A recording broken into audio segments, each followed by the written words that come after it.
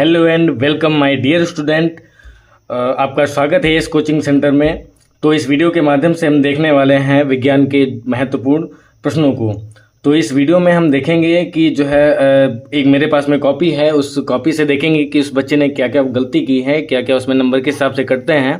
तो कृपया वीडियो को जो है लगातार देखिए, इसको कट ना करिए, अन्यथा आपको कुछ भी समझ में नहीं आएगा।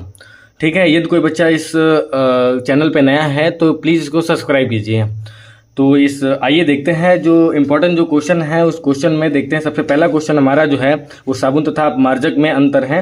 दूसरा हमारा है ग्रीन हाउस प्रभाव, और अगला है आपका विटामिन तथा उनसे होने वाले रोग। तीनों हमारे ही बहुत ही महत्वपूर्ण प्रश्न हैं।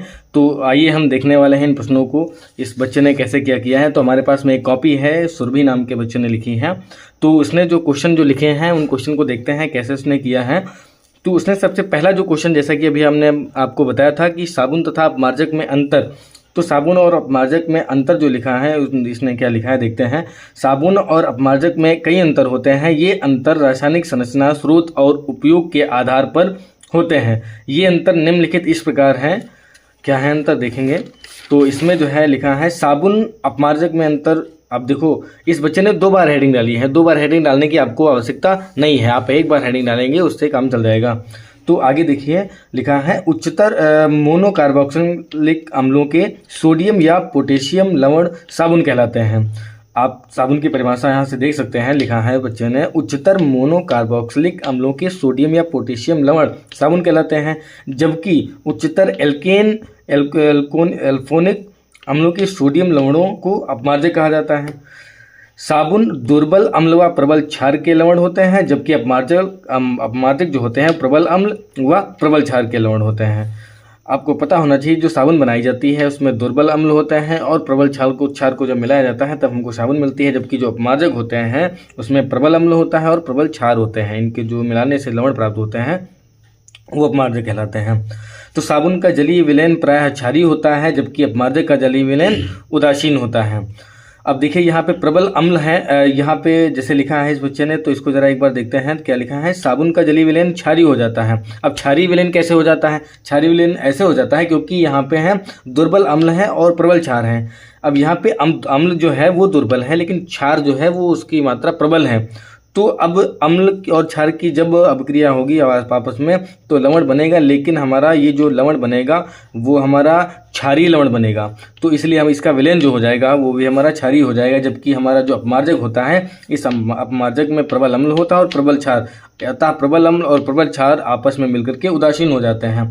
यह त्वचा के लिए हानिप्रद होता है, जबकि अपमार्जक त्वचा के लिए हानिकारक नहीं होता है, ठीक, क्योंकि वो लवण होता है। तो आगे लिखा है साबुन में सिंगल बॉन्ड COONA का समूह होता है, जबकि अपमार्जक में, ये देखिए इस बच्चे ने जो पेन का यूज किया है उसमें काफ़ी आप देख नहीं पा रहे होंगे, SO3Na, मैं पढ़ के आपको बता दे रहा हूँ, समूह होता है। आगे देखिए कि हमारा जो लिखा है साबुन जल में घुलने पर समय लेता है, परंतु जब जो अपमार्जक होता है वो घुलने में समय नहीं लेता है। साबुन जल्दी, वो अपमार्जक जो होता है वो जल्दी घुल जाता है। साबुन कठोर जल, अम्लीय जल तथा लवणीय जल के साथ में अच्छी तरह से कार्य नहीं करता है, जबकि अपमार्जक होता है वो कठोर जल के साथ में या अम्लीय जल के साथ में जो है अच्छी तरीके से क्रिया करता है। साबुन जो होता है ऊनी कपड़ों के साथ अधिक हानिकारक नहीं होते हैं, जबकि अपमार्जक ऊनी कपड़ों के साथ में अधिक व्यावहारिक, ये जो है व्यावहारिक नहीं होते हैं, जबकि ये अपमार्जक होते हैं ये व्यावहारिक होते हैं, ठीक। व्यावहारिक मतलब ये अच्छे से कार्य करते हैं। तो ये आपका जो है साबुन और अपमार्जक में जो अंतर है वो अंतर हो गया है। तो दूसरा क्वेश्चन जो हमारा है वो है ग्रीन हाउस प्रभाव।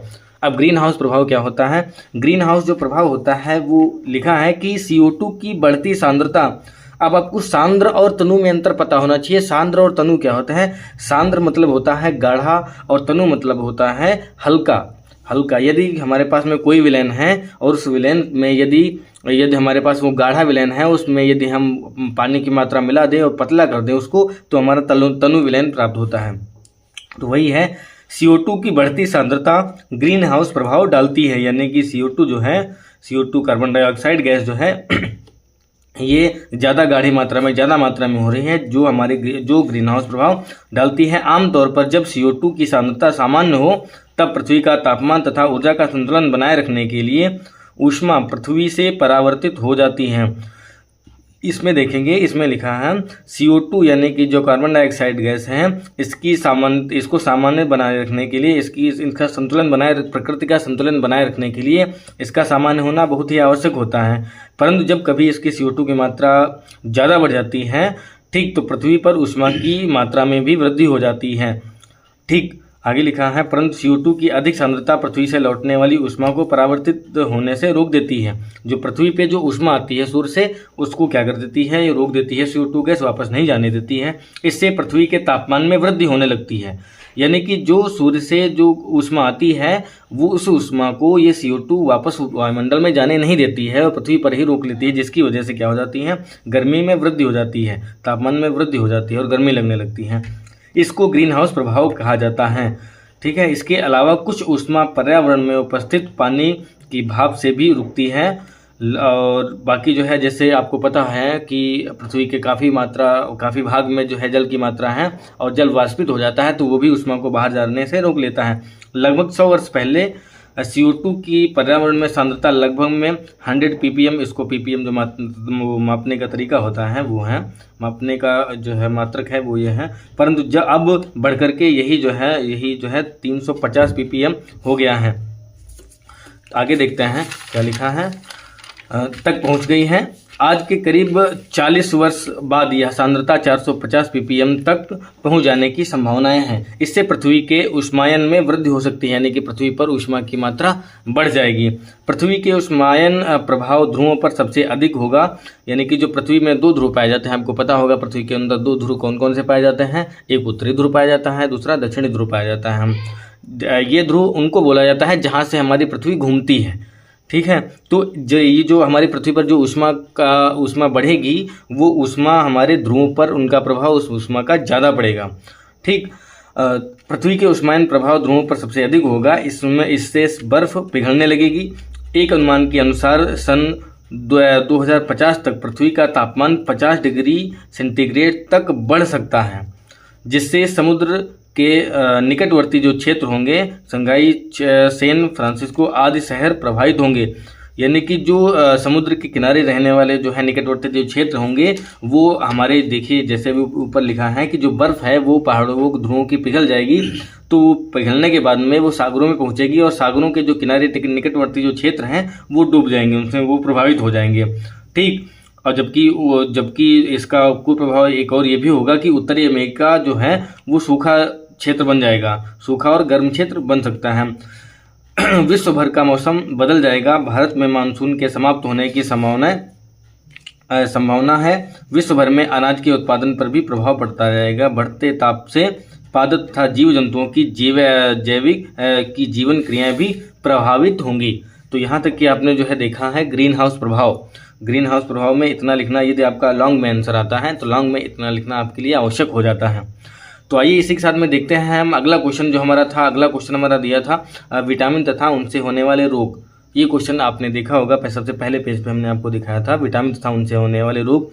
तो देखते हैं विटामिन्स क्या होते हैं। विटामिन्स में देखेंगे तो विटामिन्स जो है, विटामिन आहार या भोजन के उन अनिवार्य तत्वों को कहा जाता है जो सामान्य रूप से शरीर के निर्माण तथा पोषण में विशेष सहायता नहीं करती हैं। ठीक, परंतु शरीर के स्वास्थ्य एवं समुचित संचालन में विटामिन्स का उल्लेखनीय योगदान है। इन्हें जीवनदायिनी की संज्ञा भी दी जाती है। यदि मैं इनकी बात करूं विटामिन्स की, तो विटामिन्स से हमारे शरीर का निर्माण नहीं होता है, परंतु जो हमारा निर्मित शरीर है इसको चलाने के लिए हमें विटामिन्स की आवश्यकता बहुत होती है, जरूरी होती है। तो आगे देखते हैं, लिखा है इसमें कुछ विटामिन्स लिखे गए हैं। तो पहला है विटामिन ए। विटामिन ए जो होता है, विटामिन ए को विकास विटामिन या कैरोटीन कहा जाता है।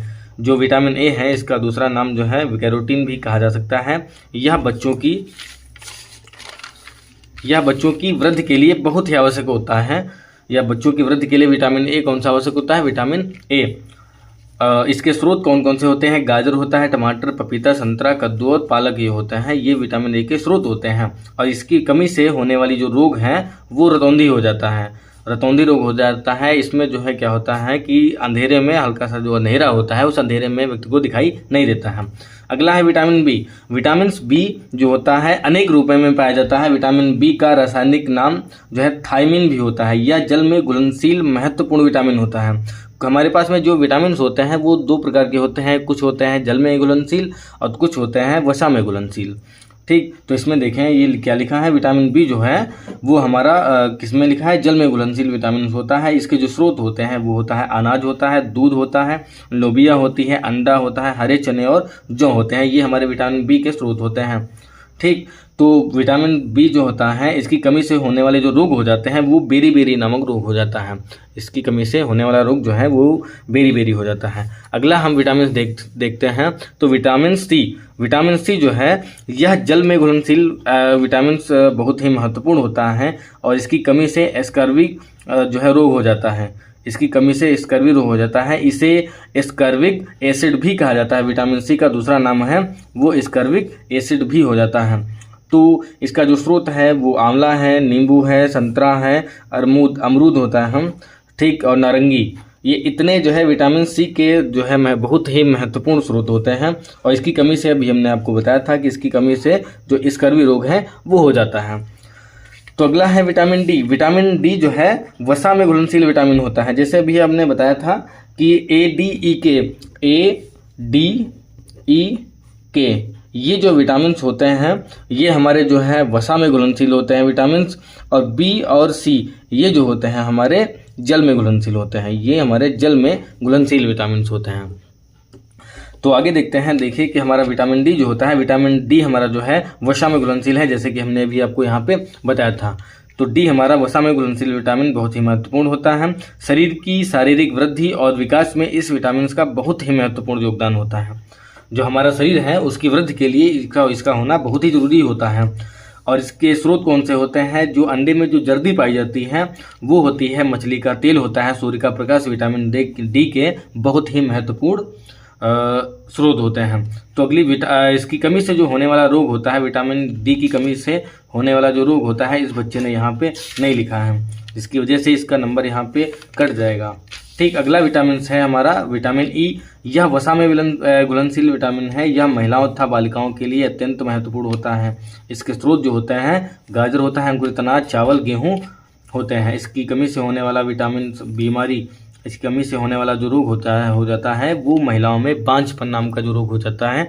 ठीक, महिलाएं जो है माँ नहीं बन सकती, तो वो वाला रोग जो है विटामिन ई कमी से होता है। ठीक, अगला विटामिन है आपका विटामिन के। यह भी वसा में घुलनशील विटामिन होता है। इसका हमारे जीवन में विशेष महत्व होता है। ये जो है मिलता है हमको, ये जो हमको मिलता है भूसी से, दूध से, मक्खन से, अंडा से, इनसे सबसे ये हमारा मिलता है। ठीक, और इसकी कमी से होने वाले रोग भी इसने नहीं लिखे हैं यहाँ पे। अगला हमारा है जल। ठीक, जल भी हमारे लिए बहुत ही महत्वपूर्ण होता है। विटामिन के साथ में जल भी हमारे लिए बहुत आवश्यक होता है। जल भोजन की अनिवार्य तत्व होता है। जल के माध्यम से ही शरीर के विभिन्न संस्थानों में परिवर्तन होता है। मानव शरीर में 70 से 75% जल पाया जाता है और जल की कमी से हमारे एक निर्जलीकरण रोग हो जाता है, जिसमें जल की कमी हो जाती है। तो इस क्वेश्चन में हम, यदि इससे 6 नंबर का क्वेश्चन है तो इसमें हम इस बच्चे को 5 नंबर देना चाहेंगे। तो देखा आपने कि जो इस बच्चे ने गलती की है वो कृपया आप जाकर के आप गलती ना करिएगा, जिससे आपके नंबर कटें। और हम लगातार आपको जो है अच्छे नंबर दिलाने के लिए लगातार प्रयासरत हैं। तो आप भी कृपया जो है इस वीडियो के माध्यम से जानकारी लेते रहें, पढ़ते रहें और हमारे साथ में बने रहिए अगले वीडियो तक। चलिए मिलते हैं अगले वीडियो के लिए, तब तक के लिए धन्यवाद। और कृपया चैनल को शेयर कीजिए, सब्सक्राइब कीजिए और कमेंट करते रहिए। जहाँ पे समझ में आए तो ठीक है, नहीं तो कृपया कमेंट करिए, जिससे हम आपके लिए अच्छे वीडियो लाते रहेंगे। लगातार बने रहिए हमारे वीडियो में। धन्यवाद।